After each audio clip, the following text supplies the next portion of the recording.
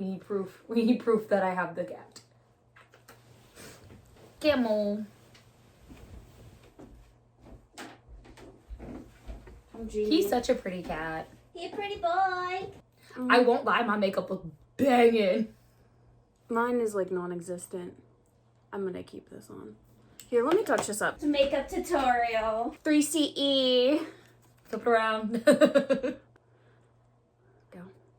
That's alright, you're allowed. Here for something. You know what's funny is the other video, I didn't even tell you the guy's name. The whole time? Nope, I didn't. This one's actually on people I like because I wanted to tell you about Super Mega. Well, you know a little bit because of you think Matt's cute. I don't know who he is right now. I'm gonna wait for a photo. You'll remember. Before Super Mega, there was Syndigo. Syndigo was only Ryan and their friend Daniel. And then later on, Matt came in. This is Syndigo. This is Daniel. So you see how this is all like the same photo shoot? I couldn't find Ryan's. And then there's Ryan. All right. Watch this. And there's Matt. I took a clip from the Syndigo podcast. I actually have listened through the entire Syndigo podcast a long time ago. When I first got into Super Mega, when you work at the factory and you're working 12 hours, you go through shit fast. So I was going through podcast. So I was just listening to everything. And I was watching TV. Well, I was listening to like all of Super Mega's podcasts, which they were pretty early on at that time. I listened to all of Sleepy Cabin, and then I listened to Syndigo. First time I met this kid, he said two things to me. He said, "I kissed your girlfriend, and you better fucking bring me to L.A." Those were exactly the two things he told me. My ex-girlfriend. No, I didn't kiss his current girlfriend. He doesn't have a current girlfriend. All of Syndigo are from South Carolina. They're all from there. So Matt met Daniel in college. They became friends, best friends. And they moved out to LA and met Markiplier. And then later on, they met Matt. Where's the hottest one? I only know Markiplier because it was a long ass time ago. Like, I think it was early in his streaming days, and I never actually followed him. I just remembered him playing Five Nights at Freddy's, and that's how I got into Five Nights at Freddy's. Oh no! Hi! Oh god damn it! Oh. Was that, like, watching that video. And that's it. That's all I know about Markiplier. This is a recent podcast, and this is them talking about back when they... Did they animate themselves? They didn't animate that. They have a channel artist that did that. Oh. Yeah. Where are you from? What state? South Carolina. South Carolina. We're both from South Carolina. Oh, you're both. Did you guys know each other before? No, we didn't know each other in South Carolina. That's crazy. We met each other out here. Uh-huh. Really? Yeah, no, people That's think we've wild. known each other our whole lives. We only met in 2015. Mm-hmm. Really? Yeah. Yeah, you do seem like you were high school best friends kind of thing. I know. We only met in 2015. Like, wow. Was that on the Markiplier stuff? On editing? Yep. We did. Mark. Well, Mark's not the That's reason crazy to me. It's that we met. It's Mark's the reason I came out here and then ended up with Ryan. But we Daniel, met because our friend Daniel was really better friends with you. Yeah. And I didn't talk to you at all because you would send me annoying shit on Facebook and I didn't know him. He'd like send me like porn ads with my grandmother in them and stuff. Oh my God. And I'm like, I don't know you. Well, it'd be like a porn ad where it's like my grandmother sucked me off, and I just grab like a picture of Ryan with his grandma from like his Facebook, and I'd send it to him because I thought I'd be like, oh, he'll think this is funny. It's like talk to me. And I'm not like, if That's your way Daniel of said making that to me, friends. I'd laugh. But it was just because like I didn't know you. I'm like, what is But this? see, because I knew Daniel, I thought that like if I knew if I sent it to Daniel, he'd laugh. So I'm like, oh, I bet Ryan's the same. They did a video in Vegas, all three of them, and this was just like a story about them in Vegas. So we're gonna go ahead and introduce him. This is a good friend of us. This is Matt Watson. Yes, the Matt Watson. That's me. You might know him from the hysterically outrageous, Crank that nerdy popular Crank that nerdy boy. YouTube channel. Crank that nerdy boy.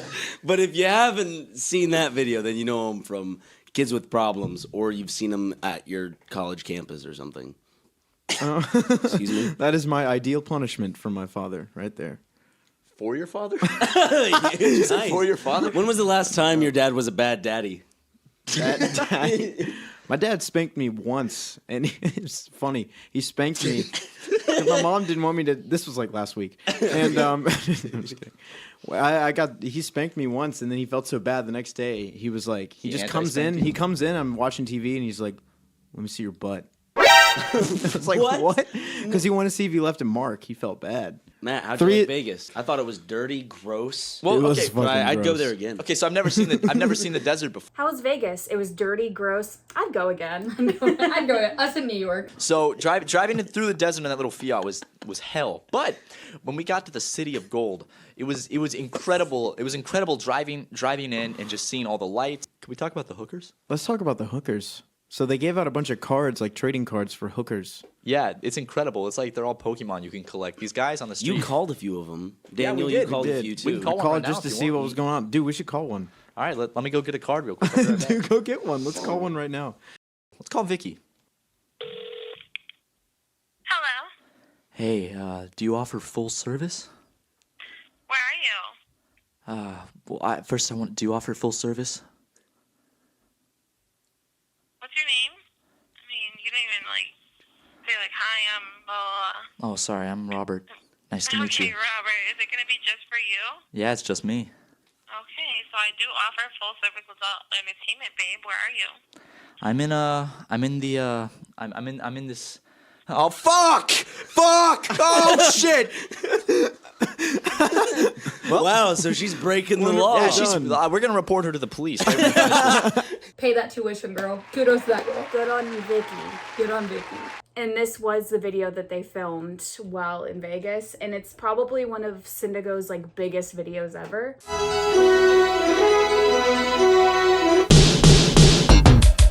We're just blonde boys doing what blonde boys do. Bleached hair, fair skin makes the ladies swoon. We're just blonde boys doing what blonde boys do. Chilling out, maxing, relaxing, all cool. We're just blonde boys doing what blonde boys do. Catch me in the Topo Quarter, 2:30. I'm Tommy. I'm Ethan. And I'm Jerome. Here's a one-way ticket to the Blonde Boy Zone. What's up? I'm Ethan, and I'm 14. Slaying all these women with my massive peen. I've got a couple of hobbies, besides being blonde. Hey yo, I'm Tommy, and I'm 19. I like to lift weights and wear sunscreen. SPF 100, I hope it's in stock, cause I rub it on my nips and the bell end of my cock. The public, the media, they're on our side. Howdy, I'm Jerome, and I'm 37. I've been blessed with these sweet blonde boys from heaven. If we ever do this cosplay, I call dibs on that one. I've always wanted to be Ryan's Tommy. Tommy? Yeah. I want to be Jerome. I think me, you, and Sam could totally do this. If you look at Ryan's pants, they blend in with the green screen. I didn't even notice. I say no, can't they see who I am? I'm just another blonde bro. Sun-kissed hair like a can of soda exploded and coated my head in golden like molten lava flowing. The blonde beauty is glowing, LeBron's envy is showing because his girlfriend's the one that I'm blowing. Hair like bananas and we're hot as the sun. Sitting in the tub, man, I'm hard as a good. We're just blonde boys doing what blonde boys do. I've got the complexion of an albino baboon. Us blonde boys doing what blonde boys do. To clarify, earlier in the song, I didn't mean to say get dick. I meant to talk about a girl. We're just blonde boys doing what blonde boys do. I'm much older than the others, but I'm part of the crew. I'm Tommy. I'm Ethan. And I'm Jerome. Here's a one-way ticket to the Blonde Boy Zone. We're splishing, we're splashing, just breaking around. We're the raddest, baddest blonde hunks in town. I'm like a muscular boy, but I'm a bit more chub. But as long as I'm blonde, I'm still in the club. Blonde boys rule the world. Blonde boys get the girls. Blonde boys lift the weights. Blonde boys go on dates. Blonde boys run the town. Come on, boys, let's get our prune on down to the tub. Well, I was actually gonna ask about that. See, my dad's got Ghost Club in the woods tonight, so there's no sheets on my bed, and I was wondering if I could maybe stay with you. Well, of course you can, Ethan. Tommy, you wanna join? This is some clips from their videos with Markiplier, which I watched this and I was like, this never would have been my type of video to watch. It might be yours, but it was them. I think they were promoting an app or something. Raise your eyebrows up and down 10 times while screaming. Go! Alright, yeah. That was definitely over 10. That was good. Good job. Where's my mark? There we are. Where's your mark? Here I am. That's all. Here I am. Touch every wall in the room. Go. Shit!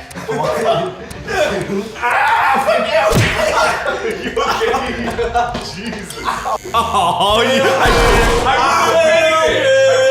All right, explain which body part you would enlarge by 500% if you had to. Go. My feet, because like I could walk around and it would go boo boo like a T-Rex, because Jurassic Park is one of my favorite films. And I get to reenact it. Okay. Boom! Penis! Make up a chorus for a country and western song. I have a big head and a giant little penis and big old But country, when did country make sense? Whoa, this one you'll actually be able to do. Count to 7 in another language. Go. Ich, ni, san, shi, go. Roku, shichi. Oh yeah, so Matt's a weeb. I don't know if he likes anime, but he loves Japan. Oh, okay. Yeah. Syndigo obviously ended, and there's obvious... Is there a kitty? Winston! Winnie! There's obviously a member that I don't think you've ever seen, who is Daniel. I've showed you Super Mega, and I don't think you've ever seen Daniel. Okay. That is because he passed away. Oh, that's depressing. Yeah, he died by suicide. So that's even more depressing. Yeah, so they decided to end the channel. This is just Ryan talking about it. And unfortunately, Daniel has passed away, and he was 21 years old and so talented, and he was my brother, and I love him so much, and I wish he was here. I wish he was here next to me. This is the room that we started Syndigo in. I miss him, but he will live on through Syndigo and all the stuff he's made, all the people's lives that he's just affected in such a positive way. Matt, who was a recent part of Syndigo, he's transitioning back to Kids with Problems. But go check out his channel, be a part of it. He's a great and talented guy, and I'm happy that I got to meet him through Daniel, and I'm happy that I'm going to be living with him soon. I'm headed back to LA at an undisclosed time. But we will be together again, and of course with Mark. There is a memorial video on the YouTube channel, and it's really touching, and it just shows him. He played guitar. I just wanted to make sure people, like, I tried to just transfer and have him explain, like, this is why Syndigo doesn't happen anymore. Moving on, they later decided to create Super Mega, which is just Matt and Ryan. And they decided to start doing gameplay, but they still did, like, sketch comedy in the middle of it. It was like a mix. They got a channel artist. Her name's Kelly, but it's like Fuka Kiki. And I want to show the first video I found out about them. It had to have been 2015. And then I saw this in my recommendations. It said 2 grown-ass men play Club Penguin. What is up, everybody? We're playing one of our favorite games of all time today, and that is Club Penguin. Yeah, I actually used to be, like, before Disney got to it and everything. It's a surprise, actually. I forgot that Disney got to it. Yeah.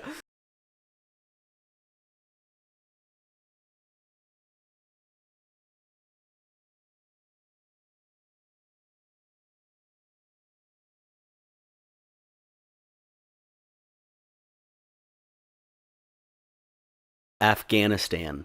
Okay. Do you know how to spell Afghanistan? It's Is that how you spell Afghanistan? I don't know. I was just asking you. I wasn't trying to call you out. Yeah, how do you...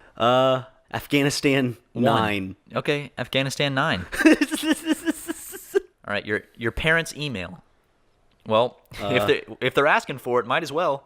Just put their actual parents' email address. There. You like... All right, now, well, we got... Is that his actual email address? That's Dale's actual email address. Let's create our penguin. Let's do it.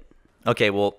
Oh, shit. God damn it. Please activate your penguin account so your child can play. Can you call Dale real quick? Dad. No, Dad, really, I need, if you can just check your email real quick and just confirm the email that just got sent to you.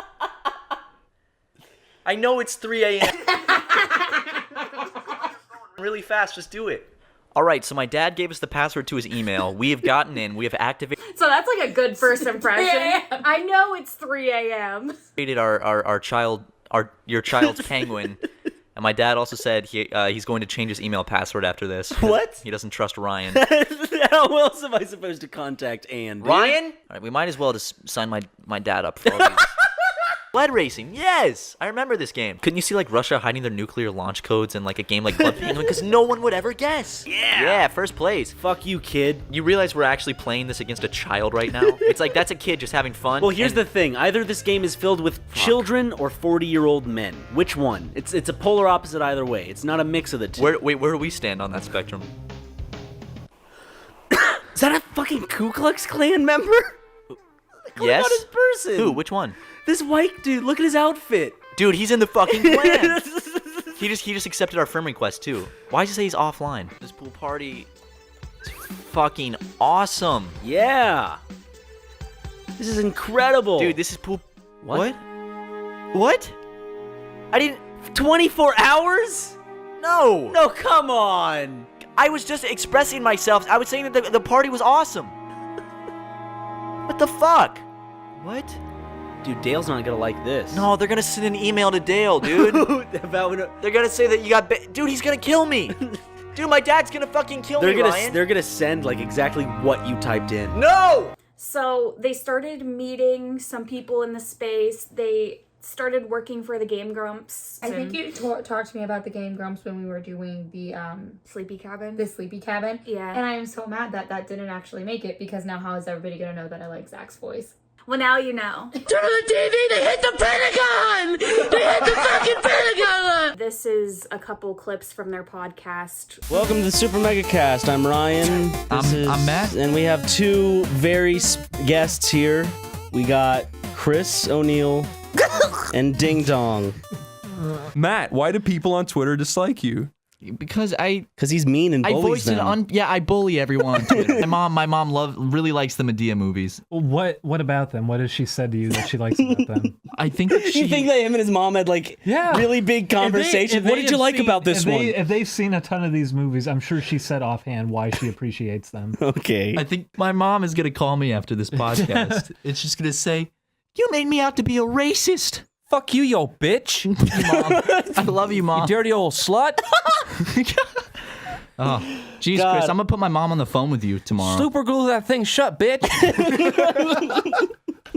Matt and Ryan lived together for a while. Like, they live in LA, so there's a big homeless population. In this alleyway by their apartment, there was a bunch of homeless people that lived there, and they had like nicknames for them. But there was one in particular, her name, I guess, was Ming, this homeless lady that would scream outside their house. But this is part of a Ming story. Hey guys, welcome back to our podcast, episode 44 with, you know them, you love them. We got Ding Dong and Julian. Listen, I love you guys more than anybody else, Matt specifically. Thank you, Julian. I walked into a room and I heard you saying Ding Dong's making and I shut the door faces. and walked out. Is there a Ming report this week? Yeah, there is. We got a Ming report. Tell us, because people get Was mad she when we're on the show. Ming? Because they think we're not going to have a Ming report if we're on, so prove them wrong. She's finally back. To kick some tail. Just out of the blue one day. She'd been gone for a couple weeks, like always, just reappeared in the alleyway.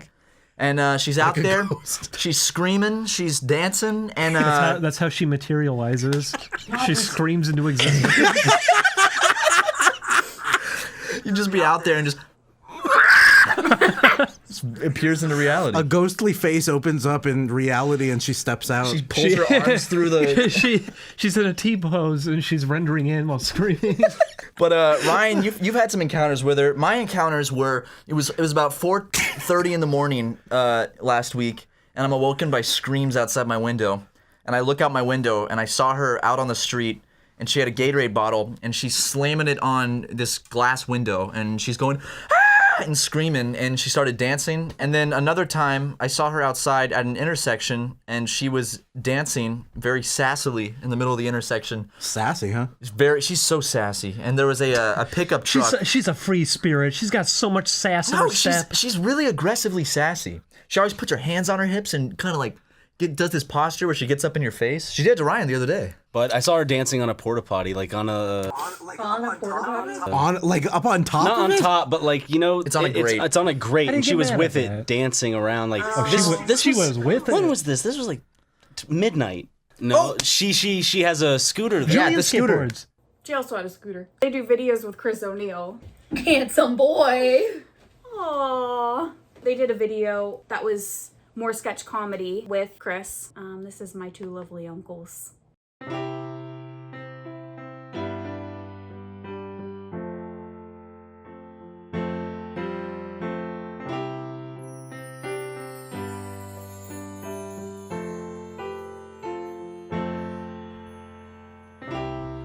The sun was shining. Love. Also, they shaved their heads like that. They didn't. They did. Just for the video? Yes. Lovely day. My uncles took me outside to play. All they had was 3 big greens, just enough for 3 iced creams. But Uncle noticed a glistening flyer, a trip to Syria, their one desire. My 2 lovely uncles, they went away to blessed Syria for a holy vacay. I have never seen them with such big old grins, fulfilling all their dreams among Syrians. Uncle What and Uncle Fungus. We'll see you in your dreams. We love you.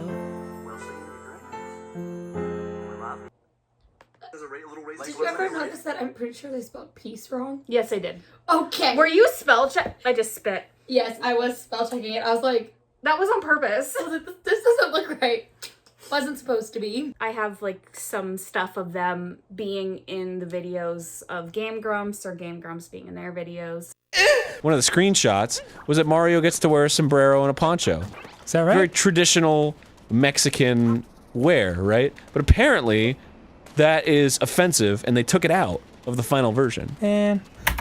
What the hell, dude? What the fuck are you doing, man? The fuck is wrong with you? What? Mario can wear a poncho and a sombrero in Mario Odyssey. You said he can't, and he can. Final version. No, of the box art, you dummy! Of the box art! At the end of the butt, stop! Matt Ryan put up a giant fail. no, it's awesome. Damn it. Oh, fuck. Fail. Fucking God. Fail. Matt Ryan hit with 4 consecutive fails. That's a lot of fail. Found Kenneth killed That's by this Kenneth. thing. Let's They killed Kenny? Whoa, jinxies.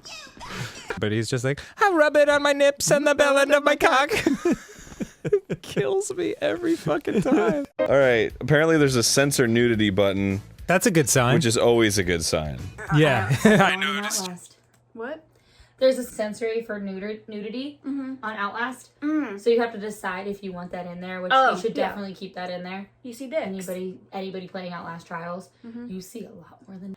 But this game was called House Party, and it was basically a sex game. Let's be honest. And actually, the Game Grumps series of House Party, highly recommend. You didn't click it.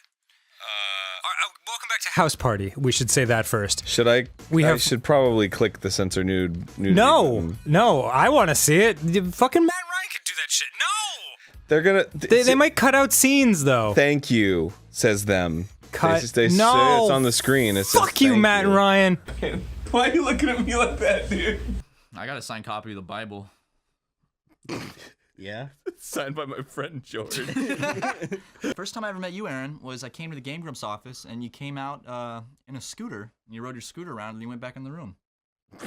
I don't even think I said, hey, I was just like here, and I was like, oh, there's Aaron, and you go around a scooter, and you went back.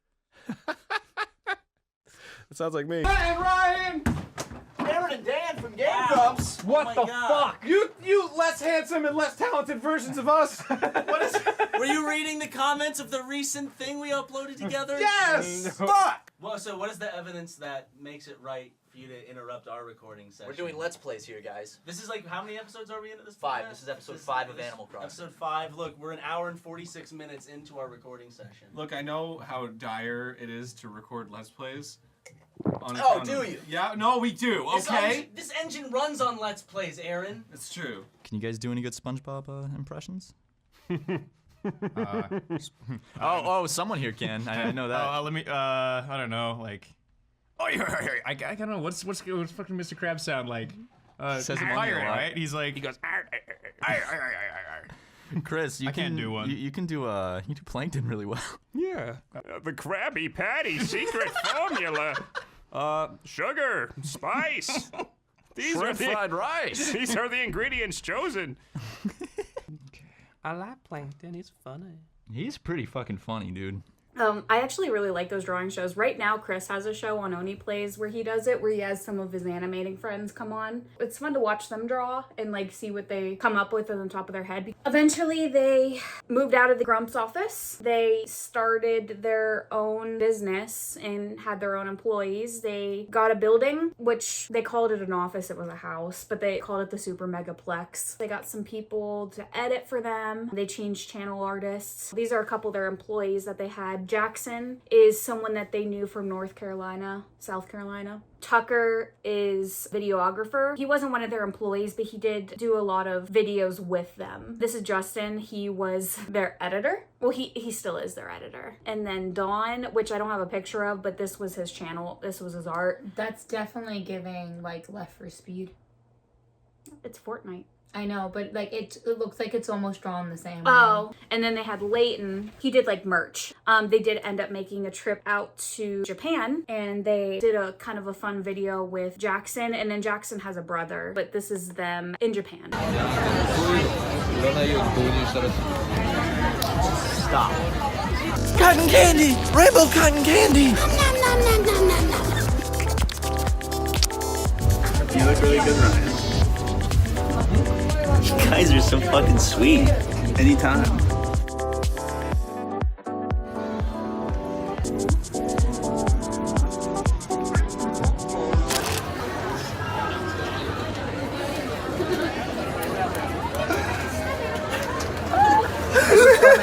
Cotton candy. He's gonna have such a bad tummy ache later. That's so much cotton candy. So when he was eating it, it kind of looked like a raccoon. Like, don't ever give a raccoon cotton candy. I know they'll wash it. They'll try to wash and then it. They're like, they're looking for it. And it's gone. It's sad. Camel will attack your feet, and he has no like chill. Is that Camel? Yeah.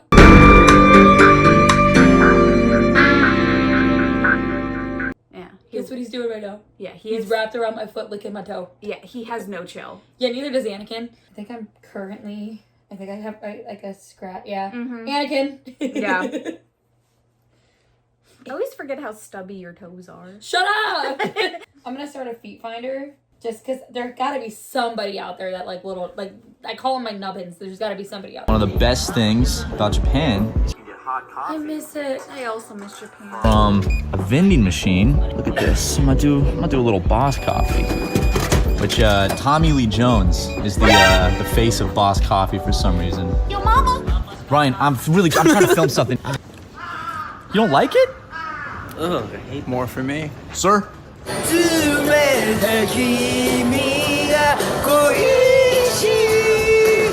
More like family fart. Stop! I miss it so much. Here we are in Kyoto. Gadzooks. What's up, boy? Look at this handsome man walking around Tokyo. I'm in Kyoto. Excuse me, do you see this one right here? Yeah, date him.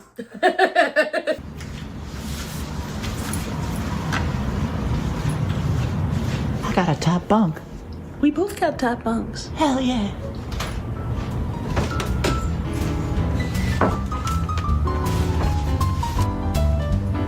Now we're in a very famous area where it's like a trillion beautiful Japanese gates that you walk through. And I'm just Yeah, because it gets really busy. vlogging instead of enjoying it.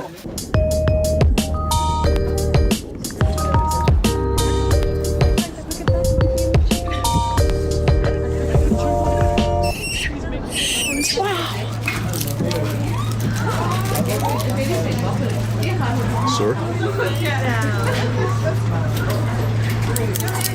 That's so cool. You don't know anything about Turkey Tom. A Turkey Tom. He's a commentator. He's really young. But he's a pretty famous commentary YouTuber. This is the beginning of one of their fallouts they had with a coworker. They ended up having to fire one of their employees, who was Jackson. He was actually embezzling money. He was in charge of expenses for the company, so he had the company card, and he was spending it on his own stuff. So not only did they have to fire Jackson, they've had to pay all that money. They sued him. This is Turkey Tom. So you know how Jackson crashed my van? Yes. So I've actually never talked about this. Just so there's no drama. I told Jackson. Mama drama. No, Jackson had to get my van towed. Didn't. I had to get it towed to my new house, and it cost $1,000 to go 1 mile. Okay. Now, why is he responsible for the van, your van? Some might ask. Because he crashed it. A month after I bought it. How did he crash it? Rear-ended a taxi. It's such a Jackson kind of thing to happen to. The user immediately posted their findings to Reddit, where it quickly disseminated across social media. Because, like, a lot of stuff in the courts is, like, public. One of their fans found it and posted it in the subreddit. And people were wondering where Jackson was. Because no source was given, many of the time perhaps hoped it was a joke. Merely a goof, a gaffe. Adam and Eve both learned that no matter how close you are, you know, snakes are always about. Snakes are always, you know, slithering through the grass. Says in regards to the lawsuit involving ourselves and Jackson, please do not use this as an opportunity to witch hunt, harass, dox, or be uncivil to anyone. It is an ongoing matter and we will keep you updated as we see fit. Yeah, they're getting drunk while playing Mario Kart. Funny! Take it away, baby! As you know, right here, that our ref will keep track of. See, got me, got Ryan, and we got all this. You gotta be on it, because items are coming fast, ref. As the boys get hit, they get 1 item, it's gone. The bananas, red shells, green shells, they get 3. If they get hit by a gold star or the mushroom, you gotta spin the wheel. Take a shot. Come on, drinky, drinky. Where is it? Which one? There's 2 red drinks in front of me. Sorry, man. Leighton explained that so bad. Like, he just hit a banana. They have to take the yellow shot, which is like 99 bananas. Oh, yeah, God. so like each shot correlated with like a different item that they got hit with. All right. Banana. First banana of the night, brother. 2 to go. Oh! Yeah. How did that miss me? I have no clue. Did you see that? I did, because I threw it. How did that miss me? That wasn't supposed to miss me. Now you gotta kiss me.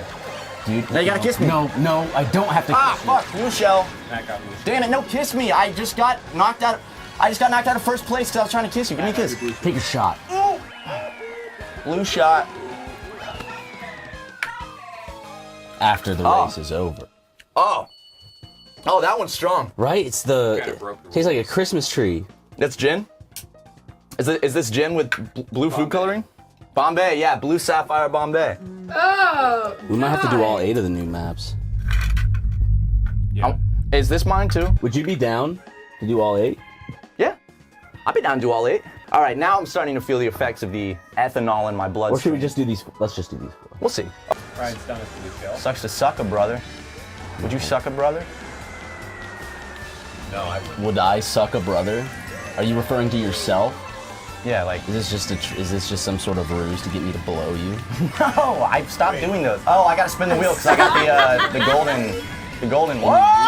Oh, wait, what? Spin the wheel, Matt. Matt, spin the wheel. You got this, buddy. What is it? It's PBR. PBR, baby. I mean, do we want to be like super fair?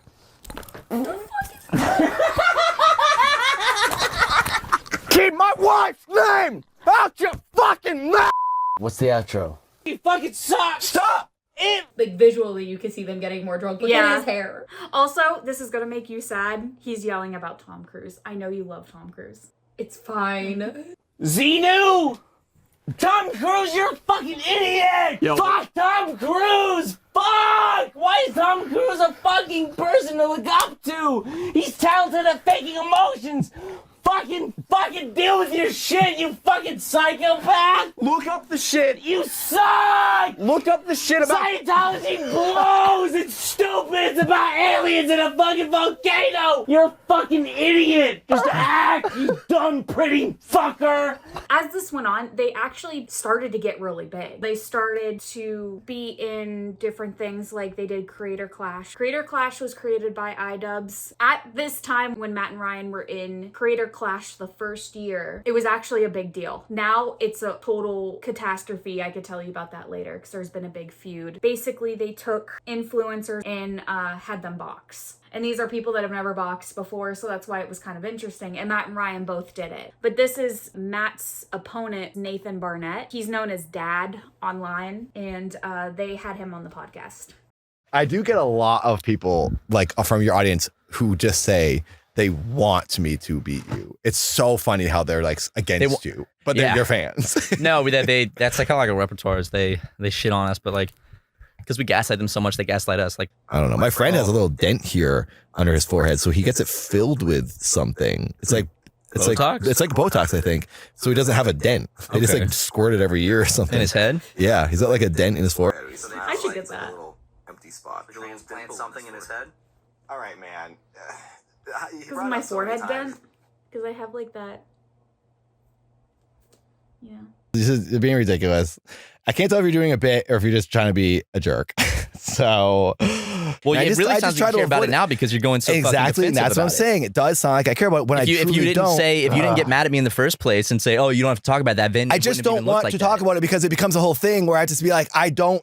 You made it a thing. I mean, we haven't finished the I'm just saying, like, we can't end on this. Yeah, no, I know. Hey guys, I don't care that I get a hair transplant, but I did do it just for characters because then it just sounds like I'm making excuses. So I just tried to avoid the whole thing in general. I made a post about it on Instagram and be like, look guys, I moved some hair on my head so I could do characters better. And yes, there's a bonus that I now have some thin bangs, but I don't think I have like amazing hair. You made a post, and it's and why just do you not fucking funny care if I bring it up? Because it's not, I mean, it's, people might not be laughing because like, oh, he's just kind of being mean. I just don't see the comedy in that. It's not mean, dude. It's a fucking comedy podcast, and you're the one that's bringing up the fucking crack smoking. I stopped and I could have said something right now, and you just but said you brought it up twice. Because what am I supposed to do? You back me into a corner where I'm like, oh yeah, I got a hair transplant because it helps me with acting, and it's cool, I guess that I got, but like.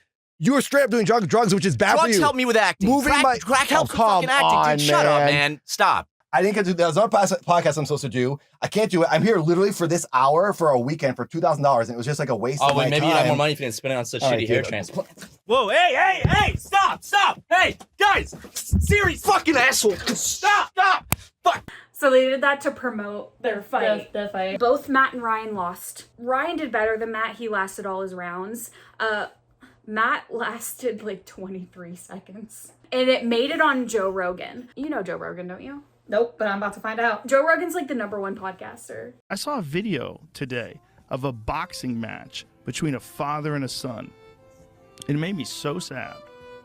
Because there's this young kid. He looks like he's probably like 17 or 18. And the father's 42. And the father beats the shit out of him. Is it a kitty? It's a Winnie appearance. I mean, like, dings him in the head and keeps punching him. I'm like, that's your son. That's your son. And we're watching you beat your son up. Because I get your son probably got cocky with you, and he celebrates after he knocks his son out. It made me so sad. How old was the kid? Kid looks young. To me, he looks like, he could be 20. He could be 19. He looks young. He's real skinny. And the father's kind of jacked. Not too jacked, but, he's fit. And he Poor can Matt. fucking punch. He knows how to He's box. getting fucked And the up. son doesn't look like he has any idea what the fuck he's doing. I don't know what the thing was. Like, someone sent it to me, and they were, like, cheering that this old guy knocked his son out. I was like, you guys are crazy. Yeah, this is it. That's not exactly what was happening. It's not? What is it? They're not father-son. Oh, why does it lie? It says father knocks out son at celebrity boxing match. Gotta get somebody to click on this. Oh. This was like a YouTuber thing. This guy's a YouTuber and he's a YouTuber. I'm such a sucker. This is post CC picks because they both got kind of fucked. They also did CC2. They did it again. They didn't fight. Oh. But Creator Clash 2 was actually a massive not success. What's the opposite of failure? Failure. These are supposed to be charity events. They didn't give any money to charity, but they thought because the first year was so good, they got a bigger stadium and they hired a bunch of people. They got a gala. It's a whole thing. It's actually very interesting. But they sang the national anthem. Ladies and gentlemen, before we start our main event, it's time for a special rendition of our national anthem. Please welcome Super Mega.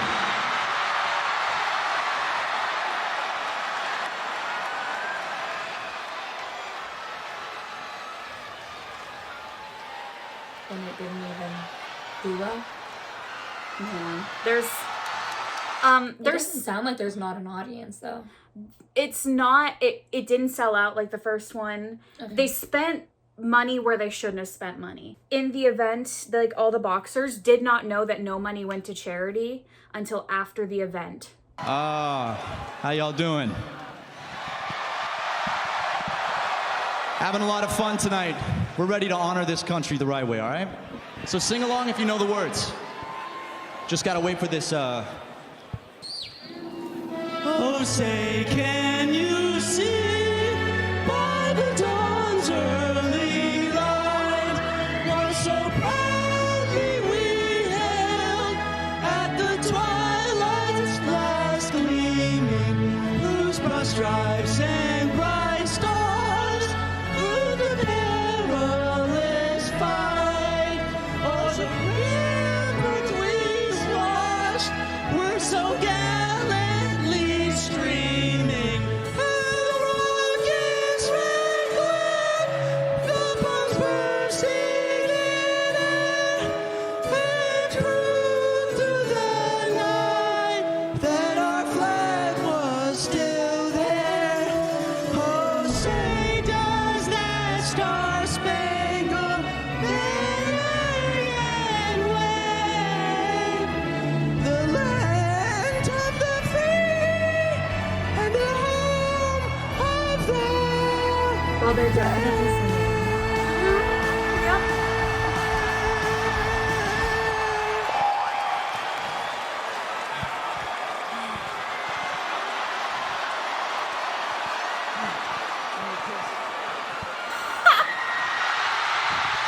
So this got them into some shit with Leighton. Leighton was their old employee. They fired him. They never like stated, they just said like we're going our separate ways.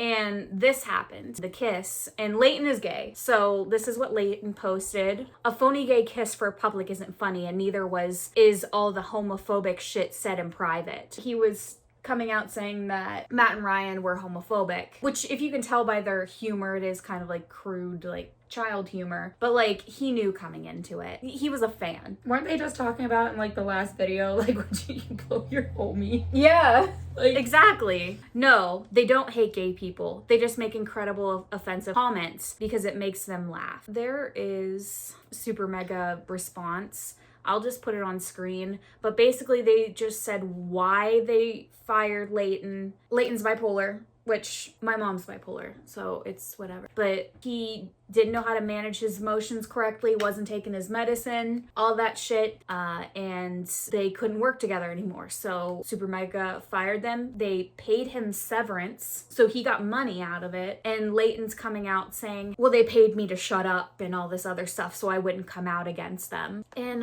so now we'll bring in, sorry, don't look at her yet. She is very pretty. After this happened, they got through it. They didn't get that much hate through it. And then something else comes out. And this is when we bring in a couple people. So this is Lex. They were really good friends with her. She's a cosplayer, does OnlyFans, and she's an artist. She was dating... She's hot. She is hot. And she was dating their channel artist, Dawn. But I also wanted to bring up Nick is Not Green. He is a commentator on YouTube. He came up pretty fast. He knew Danny Gonzalez. You know Danny Gonzalez because you also think he's hot. Danny Gonzalez is hot. Drew Gooden, Curtis Connor. He edited for Curtis Connor. And then Ethan is online. I hate this piece of shit more than anything. Oh, I'm sorry. He is not a he anymore. He is now she, Eden. I hate her. I hate her. She is what's wrong with the left. Lex puts out this video. She had an experience with Dawn, and then an experience with Super Mega. The Super Mega issue I kind of cut out only because I was getting irritated, because it's just her going over and over how they didn't help her enough. They gave her a home. They let her stay at their office for free for months. And she was like, well, I feel uncomfortable. The office is a mess and all this other stuff. Like, bitch, you're living there. That's where they work. But we'll start with her story and then we'll go on. I was dating an artist named Don, who was the channel artist for Super Mega. The first night, like, that I had met him as a boyfriend after all that, and like not really being that close with him. The first night that we like say goodnight to everyone else at Matt's house, I think it was just Matt at this point. Don sexually assaulted me. He like physically was like forcing me, like attempting to physically force me to give him oral. And the only reason why it didn't work was because I like physically like pushed him away multiple times. Yeah, I stayed home in April to save up money for Creator Clash. So at this point, I'd made plans with multiple friends to get an Airbnb for outside Tampa. During all that planning, I made it a point to make sure that Don was going to stay with us, because that something feels wrong feeling never went away. And I was starting to put pieces together what it was. And it was getting too hard to like hold on and not talk about, because I hadn't told anyone. It felt like a lie to me. The whole time leading up, it was pretty easy to detach from Don already to like process, because he didn't call that much or didn't want to. So that was fine. We started to more, but I feel like at that point it was just kind of to keep tabs and like kind of confirm my reality of like, is this actually going on or not? Me, my friend, and Ethan, and after Creator Clash, it was also Rav. So I had plenty of people to like surround myself with between me and him for the time of the Airbnb until the last day, basically. Like when we were there on when to tell him, but I ended up telling him like the day before he left. We went on a walk around the neighborhood the Airbnb was in. The way I told him was basically, I was basically like, hey, do you remember November when we first hung out? And he was like, yeah. I said, you remember the first night when you were like pushing my head down and I was telling you no? Yes, he says. Basically, he like didn't dispute anything that I said. He was just saying yes. And I was like, you know, that's sexual assault, right? Like, you can't do that to people. Like, that wasn't cool that you did that to me. I've been like really like messed up that you did that. I like have to like get better from this. This is something that I'm like having to recover from, because it's making me not well. So I say all this and he says, so does that mean you're breaking up with me? And I was like, what? Yeah. To me, it was like, yeah, no. And that, out of everything I said, was both the shortest response I had to say, or like the shortest thing I had to say to him, and the most devastating. We're on a sidewalk, like we're walking, and I'm like, no, I don't want to be with you. And he stops directly under the streetlight and does this for like a minute in front of me. I don't know. I think it was before I left Tampa. I had already had a ticket to go stay with Ethan in NorCal. So when I got home after Creator Clash, I already had 2 different places to be. As that span of time occurred, every time I'd look on my phone, I'd notice things were going on in LA. Like, why is Dawn in LA? I'd also like to preface that she hasn't told anybody at this point in the story that she's telling what Dawn did. LA. I thought he was going back to Germany. Turns out Matt invited Dawn to stay with him after Creator Clash, after he was done staying in Florida and I think maybe somewhere else. It occurs to me that I'm gonna need to talk to more people about the Don thing, what happened with him, to give context to why I don't want to see him. Why would I ask my friend to make sure I don't see someone? I didn't feel comfortable, so I called Leighton first. I didn't know him nearly as long at all, but I feel like he had gone through, or has gone through enough that him and I both like talked about, that I know he would relate when I told him, or like understand and like believe me when I told him. But I wanted to ask mainly about, how do you think Matt Ryan's going to take it, basically? And no, I mean, he assured me that they're gonna take this. He was like, for 100%, they're gonna take this seriously. I called Ryan because I don't know. Maybe I was scared to call Matt. I messaged Ryan and I said, hey, are you free for a call right now? He said, sure, call if you want. Calling with Ryan made me feel even better because he immediately apologized and was like, I'm so sorry that happened.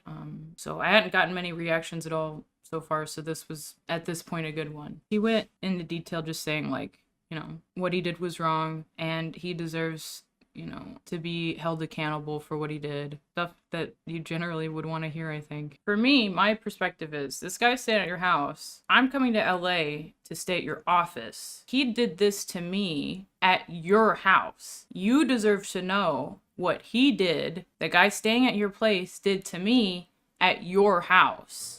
Like, it just That's made fair. sense to tell him more than anyone. Then when Matt calls me, I tell him what happens or what happened. And he tells me, oh man, this is a bummer. Like, this sucks. Like, right after the Jackson thing, this year is just so crazy already. Like, there's so much going on. And now this, let's not mince words here. I told him what happened, said what I said to you just now about how I think he deserved to know because it happened in his house. And I told him that I didn't want to see him because he's at his house. So I knew that if there's going to be anybody with the power to keep me from seeing Dawn in person again, it was him. So of course I'd tell him. And Matt, his response is immediately business with the Jackson mention. And then he says something insane that he would go on to repeat all summer to multiple people. He said to me after I told him about his friend that sexually assaulted me, his friend and employee, he said, Super Mega's my magnum opus, and I would hate for something to mess it up. He said that multiple times. They were like, ugh. Like, they. The little one showed up. He's escaping. He's escaping. His head's wet because he doesn't know how to use his water bowl. Yeah, so he sticks his So he face in it. sticks his whole head in there. It was really bad. I kind of dried it a little bit for him. He's a little bit of a dummy. They had started a rumor, I say this because they were all very drunk that night, that Leighton was going to like Game Grumps people and basically like saying numbers for their merch. Turns to find out that's not it at all. He was not doing that. The 4th, I had a cookout for everyone at the Plex. Spend all day cooking, blah, blah, blah. Everybody gets kind of lit. And I'm in the kitchen and Jim is there. Jim is an employee at Super Mega. I'd never seen him as like anything but like a friendly face. So he walks up to me after dinner and everything. It's probably gonna be like 10 or 11. And he's like, I noticed you've been feeling down lately. I've been like said something about how he's been like watching me or something. And I tried not to take it in a weird way because I was like, well, I don't really know how else you'd say that, right? Like I don't know. So I like try not to overthink it because I was trying to listen to him. He invited me to talk about what happened with Dawn because he didn't know the full story. We went from the kitchen, right outside the kitchen, to the living room and sat on the couch. So I tell him the whole story. I tell him everything that happened, you know, up until then. I'm pretty sure I even said about that Dawn was there at the office and all that, and just because he came to me asking why I looked upset a lot. So of course that's all the reasons. When he heard my story, he was like, man, I'm so sorry. And then proceeded to like start flirting with me, like right after. Started saying flirty things and like he started putting me in a headlock that I was like, oh, he's drunk. And like pretty much right after I realized that, he started kissing me. If you've ever seen a picture of Jim, he's a really tall guy. It was not even in my brain to be like, get this guy off of me, or like not get this guy off of me. Yes, I didn't want to kiss him. Because to me, this guy I am not that close friends with. Like, we are just from the same place. And, like, I thought he wanted to, like, get to know me better. Listens to my sexual assault story and then makes out with me. Like, at this rate, I'm just kind of stun locked. He, like, gets up at some point after like putting me in a chokehold a few more times and kissing. He only kissed me a couple times, but he put me in a chokehold for a while and it was very uncomfortable. He like gets up and then goes to the office and he's like, come here. I don't even remember thinking anything. I was literally just like confused. And because when he said that, he was in the office, but he was in the closet. And when I came over to him, because I was just fucking, I was like, why the in my head I'm thinking, why is this guy just went to the office closet? Like the office where like everybody has their computers and there's like a coat closet, and you just go in there and stand in the doorway and give me a kiss again. Like I didn't even have like a reaction. I just didn't know what the fuck that was. And then after that, I was like, do you like me or something? Because I genuinely just so like, it came out of nowhere. Like I said, I just told him about being assaulted and he does this. And his answer is, I think you're cute. It is so fucking weird. She blamed Super Mega, saying that they are the reason she was homeless. No, she was the reason she was homeless. They were letting her live for free and she wasn't looking for a place to live. You moved to LA and didn't have any plans. That's not their fault. She talks about how they handled that sexual assault. The way that they handled it is they found out and then they fired Dawn. They didn't say anything because it's not their story. Why would they want to bring up her sexual assault?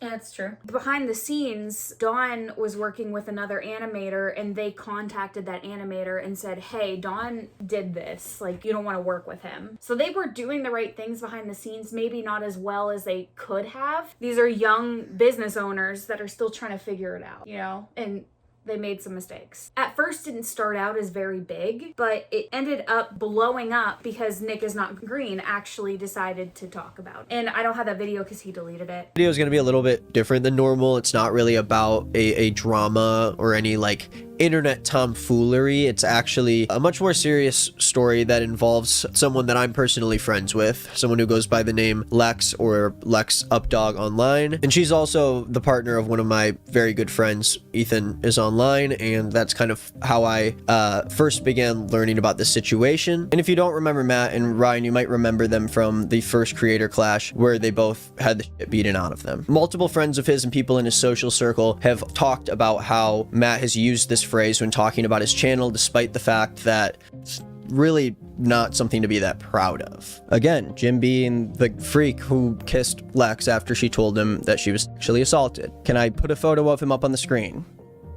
It's literally what he looks like. What happened with Super Mega? Listen, Nick made a video about it, but all you need to know is that they're bad.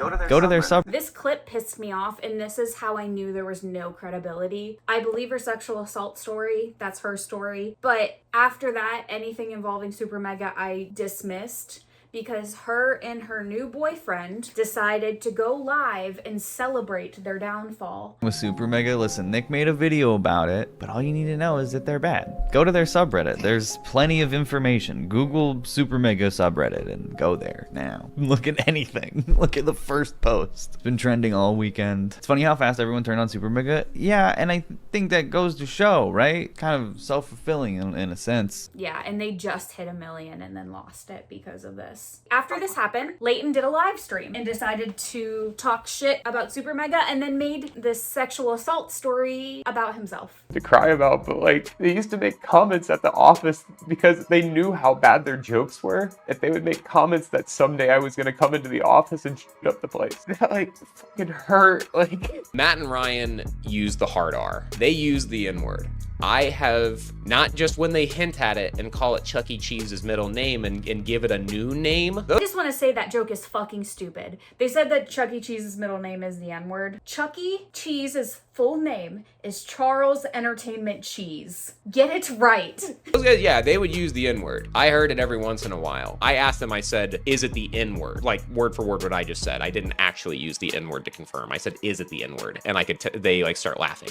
And I knew it was. He would write the full word down on a sticky note, walk over to Justin's computer, and put it right across the top of Justin's computer in perfect eyesight while he's trying to edit. When Justin would see it and be like completely shocked that he just has that in front of his eyes, you know, Justin would obviously make like an awkward, like, oh my God, like, you know, like he'd make a response like that. And then Ryan would get the, you know, he got what he wanted from it. But every fucking time Ryan would look at me to see if I caught it, and he would always grab the sticky note, wad it up really quick, and he always got rid of it. They never stuck around. They always got rid of their evidence. I was telling these fuckers constantly about my BP1, my bipolar 1 and BPD, and my paranoia and how I literally feel like every person in my fucking life hates me. I don't know if it's my autism or my OCD or my Asperger's or my schizophrenia or my bipolar disorder, but that pisses me off. All the time. I experienced terrible trauma as a child due to alcoholism and drug use. Because of that, I can't be sober around drunk people. So it's either I get drunk with them or I go home. I can't be the sober one. He encouraged me to take my medication to help ease my paranoia, to calm me down, because I thought it was me. You know, they dealt with Daniel, so like they could relate, but at the same time. Okay, who are you to say how someone copes with the fact that their friend I was gonna died? say, I make jokes about like death all the time. They ended up saying that they didn't do it, but either way, if they were doing it, who are you to say how someone copes with their trauma? There should be no reason Daniel is brought up in this situation at all. His legacy does not need to be about this. It needs to be about his music and his success. They would make jokes about Daniel. They make comments like, you know, be like, I'm gonna go kill my, you know, like if someone makes a comment about someone dying or something being dead or anything like that, like, you know, like, I can't give you an exact, like, example, but, you know, like, one of the guys would just, like, yell off in the back and be like, oh, like, Daniel, or, like, you know, like, such a clear fucking put down on something so sensitive, and they did it. And when they would do it, I would be like, I would say, wow, or I would make a comment because it made me uncomfortable. If anybody wants to know, I will say for sure in the 2.5 years or 2+ years that I was around those guys, I maybe heard about five very clear jokes making fun of Daniel where his side was the punchline of the joke. It was Daniel himself. That when Ryan left the room that day, that's whenever I knew that Ryan wasn't my friend and that Ryan was a fucking coward. I should have knew that all along because Matt and Ryan made jokes about Daniel killing himself, but I put it away and I let it slide somewhat because I was like, maybe that's how they handle this trauma. So at the end of this live stream, he decides to promote himself too. After all of this, Super Mega were very quiet. Ryan ended up tweeting,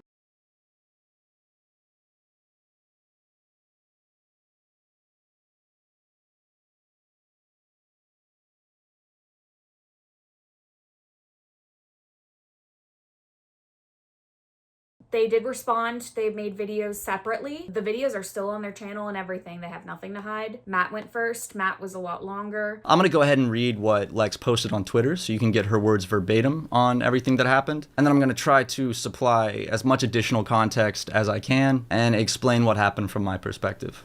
In November 2021, I was sexually assaulted by Dawn on the first night that we had both met while dating. We were both staying at Matt Watson's house. He attempted to physically force me to give him oral sex, and the only reason it didn't happen was because I was forced to physically resist him when he didn't listen to my verbal commands to stop.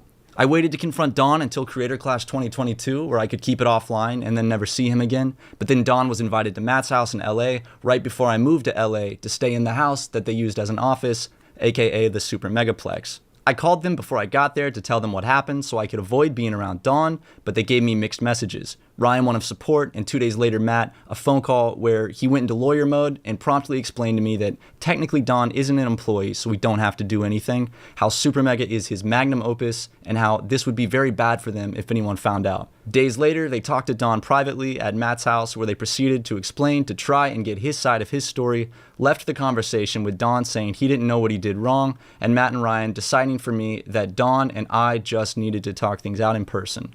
The day before I get to their office, Matt texted me and told me he sent Dawn there and I had to hide in the bathroom for him to leave. During my time at the office, every action was held against us, me and Rav, in silence until they felt appropriate to use them to kick us out, even though those things consisted of leaving to Tennessee while I visited my mom for her birthday, even though I bought a car, leaving town to work, Rav's partner having attempted to take their life soon after I arrived, and me still being disturbed by what happened with Dawn and their reaction to it, were all held against us, and they used it to gaslight us into being framed as lazy when we were working harder than normal to get the less work done due to having no place to work. Any action that wasn't looking for a place or going to see one, aka being faster to going away, was seen as bad when there was no sense of urgency placed upon us to begin when we arrived. Staying at the office was uncomfortable as they did not want us to be there after this event, and we ended up homeless as a result of them icing us out and refusing to communicate to us almost completely despite staying at their job, even about crucial things like concerns about us living there or when they wanted us gone.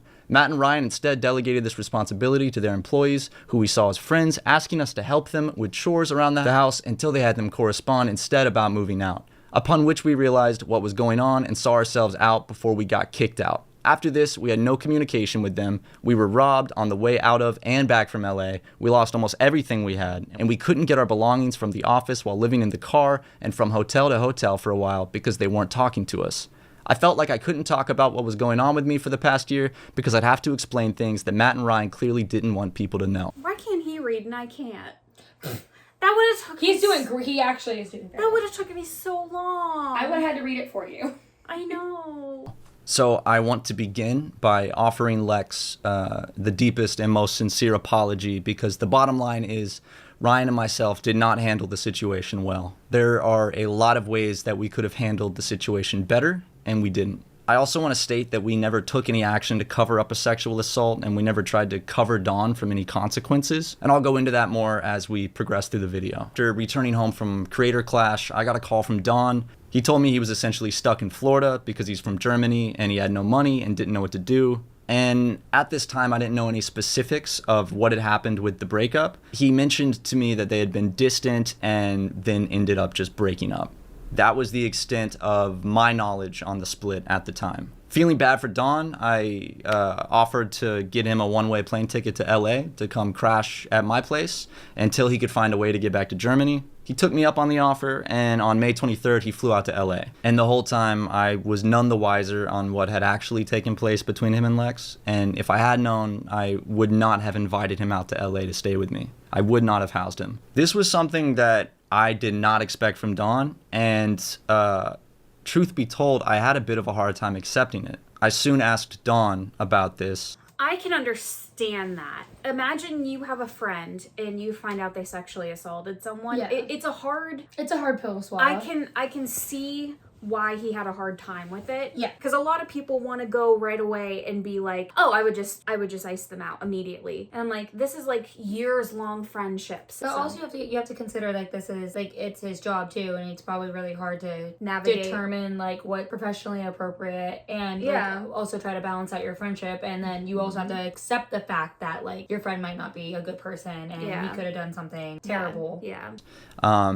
And what he told me was he chalked it up to basically a misunderstanding in the bedroom. At this time, I did not grasp how serious the situation was, and obviously he did not either. So Lex gave Ryan a call soon after to explain what had happened, and she told him that Dawn had sexually assaulted her. I then had a phone call with Lex shortly after on May 27th, where she detailed to me what had happened between her and Dawn in November of 2021 when they were staying at my house. I want to state that from the beginning, when she told me, I fully believed and have supported Lex, which I stressed to her throughout this phone call. However, I do think that some of the things I said on this call were misinterpreted, and this has zero fault on Lex. This is 100% my fault for poorly articulating my thoughts. I wasn't sure how to talk about this type of situation, and I believe that some of the things that I said to Lex on this call came across very differently from what I intended. But I do know that intent does not change how it was interpreted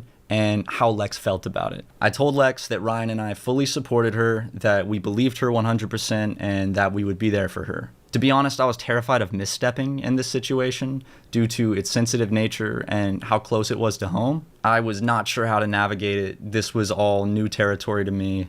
And I asked her a really stupid question because of that. I asked Lex what she wanted me and Ryan to do about the situation, which was an absolutely dumbass thing to ask. I meant it from a place of, we want to help and we will do whatever it is you want us to do to make the situation better. I now see that obviously came across as me putting the responsibility of the situation back on the victim, and I feel terrible about that. My intention was to be helpful, and I went about it very poorly. In Lex's statement, she said that I brought up technicalities over Don's employment, as well as me saying something along the lines of how much it would suck for Super Mega if this got out, and that Super Mega was my magnum opus and I didn't want anything to ruin that. Over the course of the phone call, we did discuss Don's role with Super Mega, and while I don't recall making any of those specific comments, I do know I brought up our business and how Don's actions might affect that. That was completely wrong of me to do. I never should have brought up anything as trivial as that while Lex was telling me something very difficult.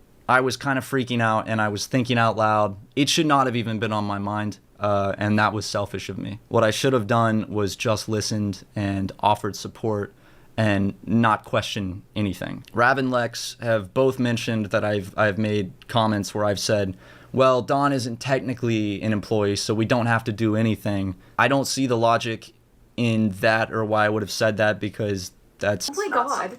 In front of God and everyone. I looked back Cats are the rudest animals. I think it's more realistic that something was misinterpreted or miscommunicated there. I ended the call by voicing complete support for Lex and telling her that Ryan and I were here for her and we would figure out what to do. In hindsight, the answer is obvious, and we should have acted immediately, but we didn't. For context, here are the text messages right before and right after that call, showing that I was supportive. I was not completely callous like it was made out to be. And as a side note, I'm hoping that people will not confuse me providing more context where I think it's needed with just getting defensive. To be honest, Ryan and I were scared of this whole situation. We knew that we needed to talk to Dawn, so me and Ryan organized a meeting with him at our office where we sat him down and confronted him about this. We asked him what had happened that night, and he explained it from his perspective, which was very different from Lex's perspective. We felt a little confused on what had happened that night, as did Rav. Rav was also trying to figure out what had gone down, and at this point, I don't think any of us still were taking it as seriously as we should have been, and that is something that I sincerely regret, because we did not take it as seriously right from the jump as we should have. Instead, we asked questions and tried to do some detective work and get to the bottom of it, and maybe have Dawn talk to Lex to try to figure out, if this was a misunderstanding, which I now see was an absolutely, terrible, terrible move, suggesting that. Having a victim and an abuser, telling them to, maybe to talk to each other, horrible. And that is something that I'm so sorry about, Lex. I do want to state unequivocally that Ryan and I never made any attempts to cover up a sexual assault or to aid Dawn. People have been theorizing and asking us for over a year, where did Dawn go? Why is Dawn no longer the channel artist? This is the reason. In response to what Lex told us, we removed Dawn as our channel artist and we cut contact with him 100%. Personal business, we have not had any communications. And we did not cover this up from other people. For example, I was the one who told Ross over the phone, because Ross had a show with Dawn and I felt like he needed to know this. However, we weren't super open about this to people, especially, we didn't say anything to the public about it. We never stated our reasoning for cutting contact with Dawn or removing him as the channel artist, because Lex had not publicly talked about this and she expressed that she did not want this to be a thing that was public. We felt like it was not our place to address someone else's sexual assault and give that as the reasoning for removing contact with Dawn. And while we did remove Dawn as our channel artist and cut all contact with him, admittedly, it took longer than it should have. In retrospect, we should have done this immediately when Lex told us, but we were scared of confrontation and cowardly and did not know how to handle this type of situation. And he's at least admitting, and I'm glad that, he's been very not trying to put blame on her at all. He's it's not my job to know how she feels, not know, but to, spread her story. Yeah, spread her story. Yeah. And he's not upset with her for reacting a certain type of way because he doesn't know how she's feeling. Mm-hmm. And he understands that he might have done something that hurts her feelings, and he's not mad at her for any reactions that she had. Which so is nice. The way that he was saying it made me realize real quick, I don't think they're the bad people these other people are trying to say, because it seems they seem pretty genuine. The bottom line is it took us longer than it should have, and I just want to extend the biggest apologies to Lex for making her feel like we did not care, like this was not a priority for us. I'm very sorry. However, there's a lot of other stuff that I think the dots can be connected. But after Lex came forward, Leighton wasted no time to go to Twitter to make her story about himself and to jump on the opportunity to air out his personal grievances with us. People on Twitter even noticed this and they were quick to call it out. he finally had the freedom to exaggerate, misrepresent, and flat out lie about myself, Ryan, our friends, our partners, and our company. He did a 3-hour stream, so I'm not going to go into every point, obviously. It seems that he tried to throw anything and everything he possibly could think of at the wall to see what would stick. I think that's pretty obvious and telling of his true motive here. So let me start off by Leighton once again stating that Ryan and I don't care about suicide, and we would frequently make jokes about our friend Daniel committing suicide.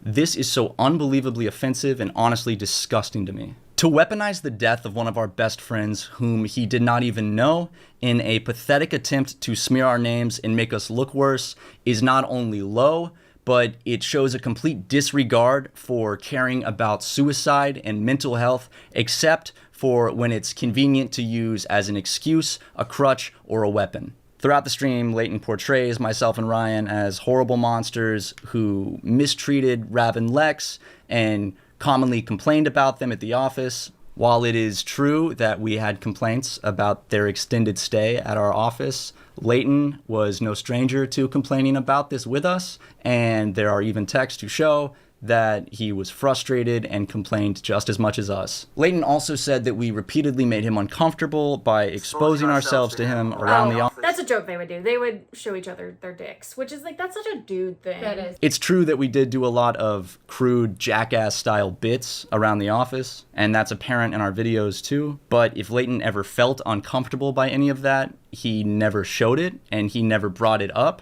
I find it a little ironic that he complained about this, considering, for example, in December we were recording a podcast when he came in unannounced and showed us his cock and balls. In late 20s, Chuck. Hey, Leighton. Hey. Whoa. Somebody's putting on Do you a see his show. balls? Leighton, you want to come take a seat? Come Do you see his get over balls? here. I don't think it's appropriate for the podcast. Well, You want wrap it in the to towel, wrap it in the wrap towel. yourself in a towel. That is a three-hander. That is a three-hander. Goddamn, it is. Yeah. He's not lying. Or before he came around the corner, he stood there for 3 minutes going, Chuffing his shit.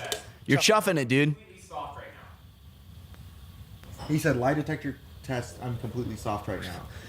But he looked over and he saw 3 beautiful men sitting down, so who knows? That's true. Leighton, you know what we're going to do to prove that later? We're going to pants you at a random time. It's a damn shame no woman. Well, he showed us his enjoy penis. That is a three-hander. Another huge accusation that he made is that we love to toss around the N-word. I'll admit we make crude jokes behind the scenes, obviously, but we would never drop the N-word. I know our past on YouTube is more questionable in 2016 to 2017, 2018. I'll be honest, I liked the humor in 2016. I won't lie. I was also a 13-year-old kid at one point. Yeah. So. I like offensive humor. I think it's funny, and I don't think they should be ashamed of their old content. During that time period, and I know that a lot of the jokes we made were very questionable and offensive, but now pushing 30, we have grown a lot and know that that is not acceptable, and that word is never being used between us in any context. To state otherwise is a flat-out dishonest lie, and it's a low-hanging attempt to make us look bad, because honestly, it's really easy. You don't need any proof. You can just say that we said the N-word.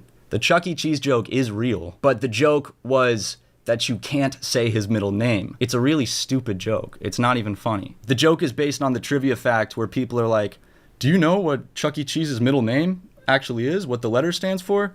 The joke is that it's such a horrible word, you can't say it, and it's shocking. We have never said the actual word when doing that joke. That's not even funny. And we've even done this joke on the channel in Let's Plays. It's not something we've tried to hide. It's also a very old joke. I think this was back from the Tucker Brothers era. But again, we have never used the actual N-word when doing that joke. The joke is that you can't say his middle name. Really highbrow humor right there. Eventually, Leighton ended his monetized stream with a self-promo and immediately took to Twitter to gloat about our downfall. Once again, completely taking Lex's situation and making it about himself. You guys know that this is not my style, and I did not want to have to dedicate a section of this video responding to Leighton in the way I'm doing so, but with what he has said publicly about me, I have no choice but to respond. I'm asking that people use their common sense and maybe take a step back and look at the big picture here, and I hope that people can see that there is a personal vendetta that is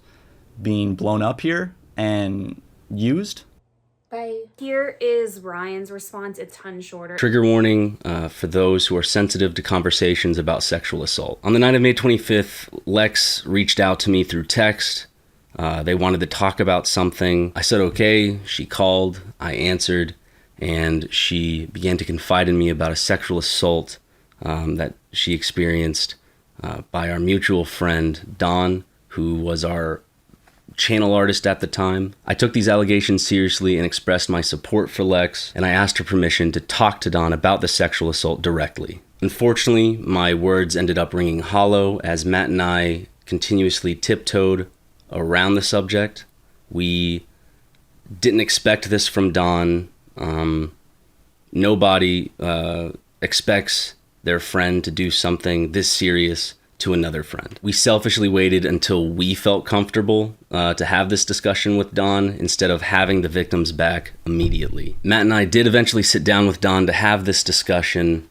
It started the conversation with Don, I believe, inquiring about a visa and starting to work for us potentially full time. Of course, that was not the subject Matt and I came to discuss, so we quickly turned the subject over, said we are not talking about this, and that we were going to be talking about the situation between him and Lex. He explained away the assault, excusing it as a miscommunication of boundaries in an intimate moment, and we told Don if he truly believed that, if he truly believed that it was a boundary miscommunication, then he should apologize to Lex directly. This was, of course, the wrong decision. This put the onus on Lex to have a discussion with their abuser, which is a ridiculous ask for someone to make, and was a bad decision on both Matt and I's account, and we handled that very poorly. Again, after some tiptoeing, we ended up cutting ties with Don, both personally and professionally. We cut all contact with him. We also updated those who we knew that were working with him of the situation. This should have been done from the very start, and I regret that we handled this in the worst way possible. And I am sorry to Lex for making them feel like they weren't heard at that time. I was spineless. Could have been handled so much better, and should have been handled so much better, especially since Lex was the one who trusted us with her story and her trauma. There's no excusing the way Matt and I handled that situation. If we were to do it right, we would have, from the get-go, fired Don immediately. Recently on a live stream, it was... Oh, I didn't bring up this part. Ryan got caught sexting fans. They were all of age. They were just fans. So, yeah. But it was a thing, and I didn't really care about it because they were all of age. Who cares? Honestly. Yeah, I don't care what two grown adults are doing in their spare time as long as they're not sexually assaulting children or sexually assaulting anyone. It was mentioned that I would regularly bring up Daniel's suicide in a disrespectful and callous manner. Before I go further, I would like to go into who Daniel was to me, so those who don't know don't lack context. Daniel and I met in high school and became good friends, and we moved into the college years becoming best friends. I would tell him that even though he was younger than I was, he always felt like an older brother. He just had that intelligence about him. He was a very smart guy. He was very talented. We ended up collaborating to create the channel Syndigo, and we eventually moved out to LA in February of 2015.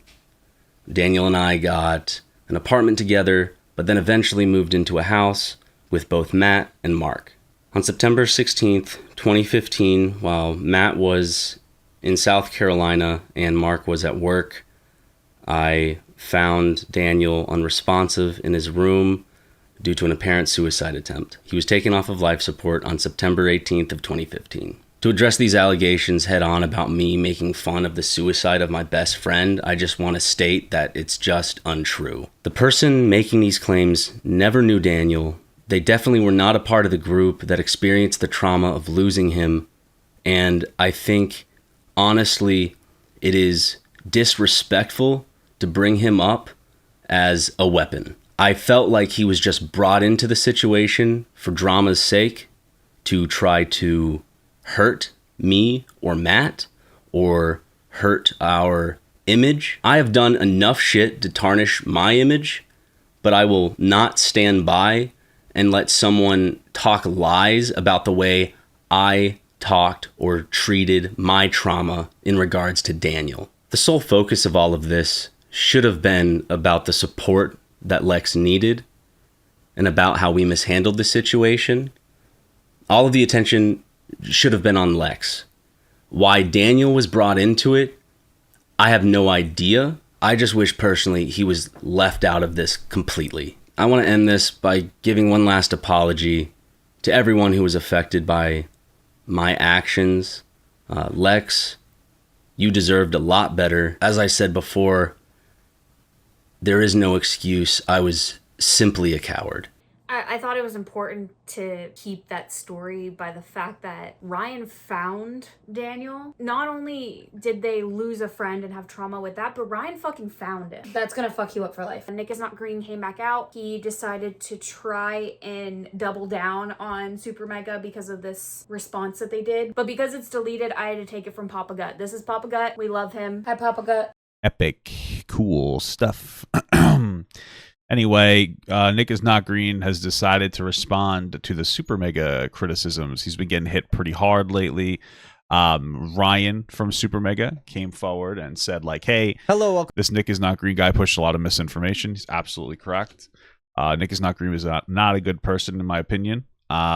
That's it. Now, Lex, the artist at the center of the story, is dating a close friend of mine who you are all familiar. Yeah, you're both scumbags. Here with, that would be Ethan Is Online. Lex posted her story, and I was It's actually interesting. Papa Gut covered the story in the beginning, and he clocked her fast. asked by her and Ethan to potentially talk about it on my channel because I've talked about similar situations in the past. I watched her video, and a few days later, I posted a video covering everything she said in the video, reports of 2 other people who spoke out about Super Mega, one of them being a former employee of theirs who— Yeah, the gay kid that, like, was obviously okay with the gay jokes that were being made, and then after he got let go because he was shit at his job and then got $12,000 in, what is it called, pay, like they gave him like an exiting plan, I forget what it's called, which is very uncommon for most jobs. He still complained about them because the reality is he's not good at his job and he's unemployable, and he was just shit at his job.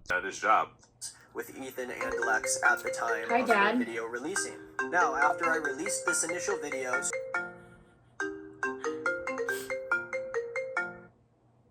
I'll call him back. With Ethan and Lex at the time of her video releasing. Now, after I released this initial video, Super Mega released 2 videos, Severance, yeah, detailing their side of the story, where they admitted their faults in a lot of areas, but also provided evidence as to why they believed that a lot of these claims were made in bad faith. Not believed, they proved that a lot of the claims were made in bad faith.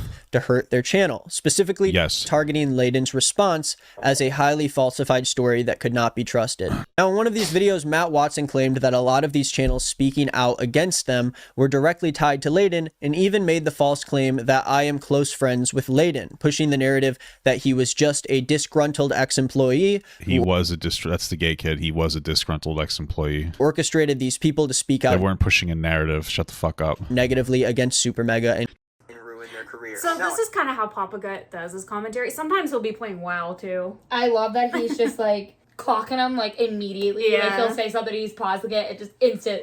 Yeah. Like, no, we're not doing this. I don't know how the fuck he does it, because him and Nicholas Diorio do it. They fucking are commentating on a video while playing video games, and like will pause while they're still playing, because Nicholas will be playing like Fortnite online and shit, and just playing the game and then pauses the video so he could talk for a second. How the fuck do you do that? I want to know. I don't understand. That's very good at multitasking. I guess. Now, I want to expand on my feelings on Layden and the way that I think he hurt Lex's story and the reputation. He didn't hurt Lex's story. They all came out. Him and Lex came out at the same time in like a fucking choreographed a method of a fucking attacking Super Mega, and you guys were involved. Of so many people around him, but I will come back around to it after my summary. A major point of Super Mega's videos also focused on comments made by Lex and Layden about Matt and Ryan's late friend Daniel, who took his life several years ago. Specifically, Lex and Layden made claims about hearing Matt and Ryan call Daniel a coward, among many other things. And you guys doubled down on it, and you went in on that point as well because you're a dumb little baby. And talked about how it changed the way they looked at Super Mega. But in their response, Matt and Ryan talk about how their feelings of grief around their late friend should not have been a part of Lex and Layden's statements, and they felt like it was extremely inappropriate. It was extremely inappropriate, and it shows that you don't understand human emotions.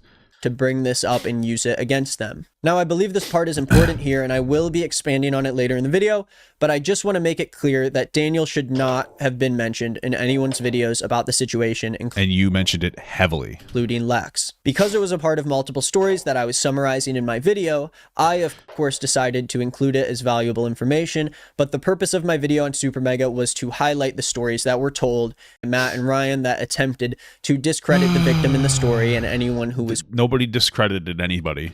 I included all this information that was given by both parties in these videos, and I talked about deflections made by Matt and Ryan that... There was no deflections made by Matt or Ryan. ...attempted to discredit the victim in the story. And no, they didn't, not at all. In fact, they probably, they didn't do that at all. They fired the guy. The only thing that they didn't do was come forward with her story, because it's her story. Why would you speak over a survivor? Anyone who was willing to talk about their actions. Now, on the other hand, I talked about mistakes that were made by Layden that ended up doing damage to the victim. See, he's putting it all on Layden. Do you like that? Do you like how he's doing that? He's gonna try to make it seem like it was all Layden. It wasn't. It was a lot of it was Lex as well. Lex publicly stated that she was not happy with Layden's actions and the way he handled the story. And from what I know, they are not on speaking terms anymore. It's bizarre. If you think these people are so horrible and yet you're sitting on a live stream laughing and counting down the clock on their subscribers, get the fuck out of here. I am one of the main people behind this attack. I want to be as straightforward as I can be here. You can look at my comments across social media. Lex, she tried to turn around and try to debunk some of their claims. She has 2 videos on her account. One is that first one we watched. This is the second one. Since I posted my last video that's on this channel, I posted my video and Rav posted his corresponding Twitter post with mine on July 27th, 2023. In it, I give a little background on Dawn and I's relationships past, and then I go on to detail the assault that happened that took place by Dawn, how I tried to handle it with him offline, and I go into explaining why it took 2 years to say anything by going into detail about the events afterwards. I go into Matt and Ryan's reaction, or lack thereof, and detailing their dishonesty towards me after coming forward about the assault by Dawn, asking with help to avoid him, and the subsequent attempt to make up without my consent or knowledge at all by Matt and Ryan. I go on to detail the events that led me to realize that their actions were on purpose and manipulative. People immediately jumped onto it on YouTube, so that's the first thing that's weird. Justin sent me a DM on July 28th. I mean, I'm just gonna... Basically, everything that's left out of there is she brings up how their editor, Justin, texted her just to say I'm sorry for what happened and stuff. And Justin, for a little bit, was against Super Mega, and their old channel artist, Kelly, also was against them. And then they came around and are back with them. So obviously, everything's better between them. This is just a bunch of bullshit that doesn't mean anything, because bottom line, it should have been about what Dawn did. Super Mega didn't need to be involved. So Nick is Not Green actually realized what he did. And finally, after all of this doubling down and saying how Super Mega was bad people, he realized that he was almost talked into making that video through being friends with Lex and her boyfriend at the time, Ethan Is Online. Nick had some reflection, and he did apologize, and this is Papa Gut Watch. And followed patterns of past behavior that are rooted in my character and how I respond to criticism Just from other re-roll. people. And I realized that I'm not really getting hate because of the content I make, or because of the audience that I have, or because everyone else is wrong. I got all this criticism because I was wrong. When I initially started receiving criticism for these videos, I really only saw the most aggressive and the most extreme reactions to what I did. That's fair. And I immediately ignored it and turned away from it. Sure, and I get not just that. those comments, but from people who are actual fans of mine who were worried about what I was doing. I would see certain content creators making countless videos against me who I didn't like, and I would not take it seriously at all. okay. I would see Yeah, disgusting fair comments about me and my friends, and I would turn away from it and refuse to give it any validity. You and I would stinky keep little working boy. through it and doing my job as if I had nothing to apologize smelly about. little I wouldn't boy. watch the videos, read any of the comments. It took We're gonna way keep going. too long for Somebody me to realize that not only was I wrong about the way that I have used my platform over the past Don't few criticize months, Vampire but a lot Survivors. of the people who I I'll round chat answer this. on, who made content about me, were actually right. And when I was trusted to be a responsible content creator who Stop taking is my shit. doing things that other people won't do on this platform, I turned out to be a coward. I have full control over how I edit. And Oh, this is Ethan is online, went live. Is he playing WoW? He is playing WoW. I've been there. Single video is ever done with relation to me or Lex is a complete fucking fabrication, a hallucination. Every single video is ever done with relation to me or Lex is a complete Oh, Turkey Tom. fabrication, That's what a we're talking about. hallucination. So correcting what happened, and you choose not to believe that. So that's your choice. You do realize you're losing this battle. Yeah, maybe to 12-year-olds on the internet. To be clear. Crazy, dude. You just like to say it because you don't want. This is like their crash out stream. So Lex and Ethan went and streamed, and they were starting to get hate because it finally boomeranged back to them. We do have evidence. Crazy, dude. If you did, you would just say that instead of being like, take accountability, please. So crazy. Admit it. There's a lot of sadness behind I that did. laugh, I think. You were immorally outraged. There's a video. Yeah, Lex made a whole video. Nobody watched it if they're saying that, and if you did, Yeah, your video was dog shit, so let's be clear. watched like a re-up of some guy being like, actually, she said this. Watch the Turkey Tom. No, actually, Turkey Tom laid it all out. Actually, my favorite YouTuber has all my points for me. You are a cuck. This is actual cuckoldry. The Lex video is full of lies. You don't even know what they What are. do I have left to say to you then? What else can You I just say don't to you? believe If it. you don't believe me, what? I'm not. Funniest downfall. Cope! Cope! Cope! Keep coping! I'm not going nowhere, bitch! Keep coping! He's tweeting about it.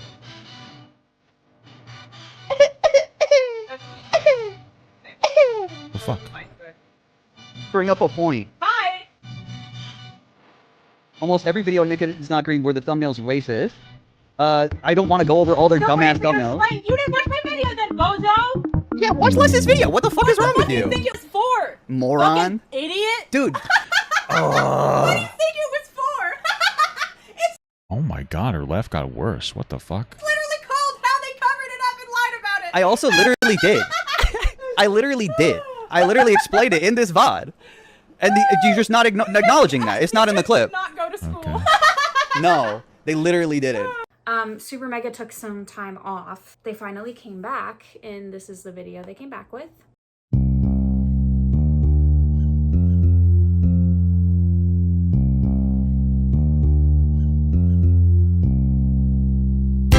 I love working out.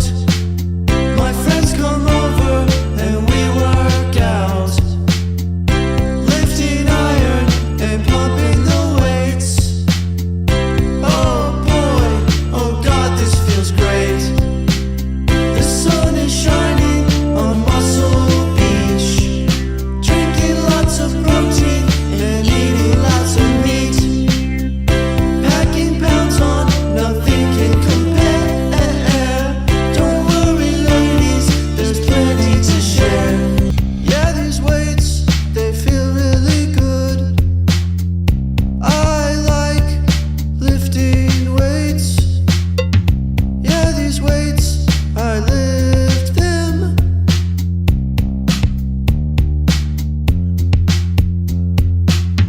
So many workouts that That haircut looks good on Ryan. like push-ups, sit-ups, and pull-ups too.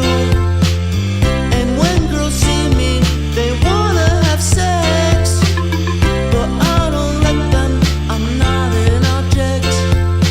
I got kind of excited when I saw this because they've always said for years they wanted to get back to doing sketch comedy. They posted a video about their return. They were talking about how they wanted to do a movie review show. Did they And do they it? finally did a movie review.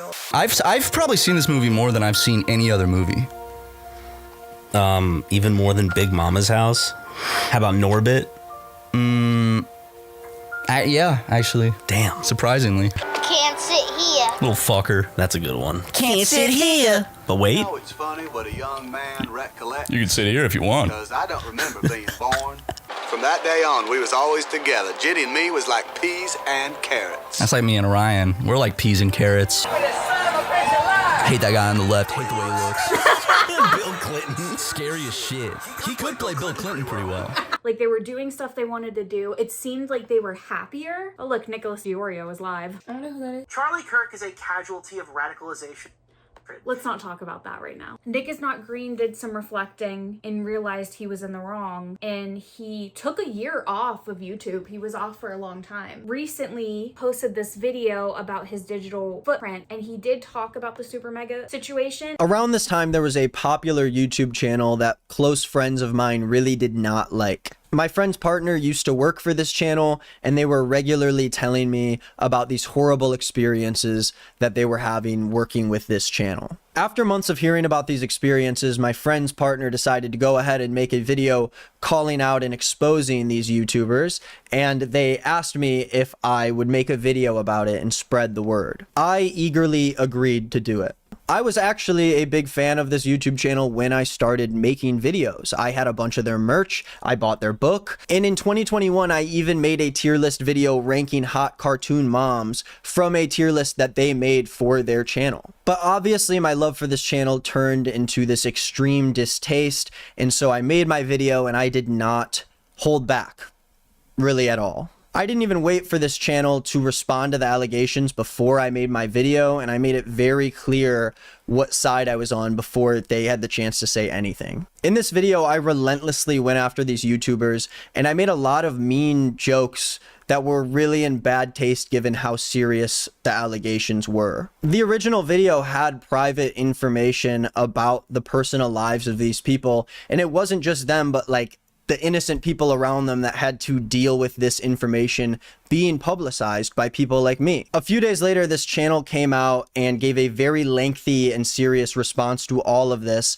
refuting a lot of what was said in the video. And behind the scenes, of course, my friends who made the original video called BS on all of this to me and said that this was all very refutable and untrue. And despite not asking for any of that evidence to ensure that they were being honest with me, I made a follow-up video covering what these YouTubers said to defend themselves, and I didn't give them any grace at all. And I assumed it was going to pass after some amount of time, and it definitely did not pass, no matter how many videos I kept making to try to get away from it. So a couple months later, I decided to finally make a video talking about it again, and I hoped that even if people disagreed with me, it would kind of finally settle the discourse and everyone could move on happily ever after, which is like baffling to me looking back that I thought that that was the way to do it. Like, that's crazy to me. The video was horrible. It did not like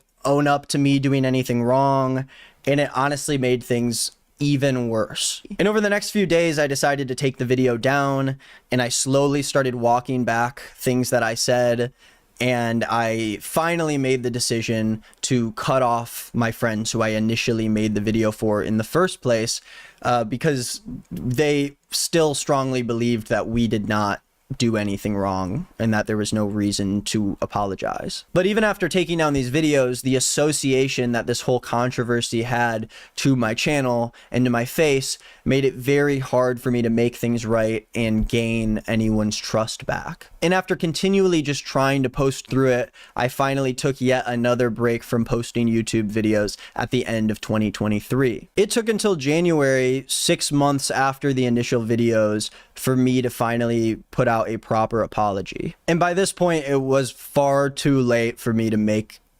anything right. Okay, so back in October when I was in Germany, I made the official decision to quit YouTube. Hang it up, I was retiring. At the time, I think that I was just at a point where I felt like YouTube dictated so much of my life and how I felt on a day-to-day basis, and I just felt like I couldn't let it make me sad anymore. So I was like, I'm done. And as I began my life again, I just felt this primal urge inside of me to make videos again. I don't really know. I just kept thinking about video ideas and things that I wanted to talk about online, and I missed it a lot.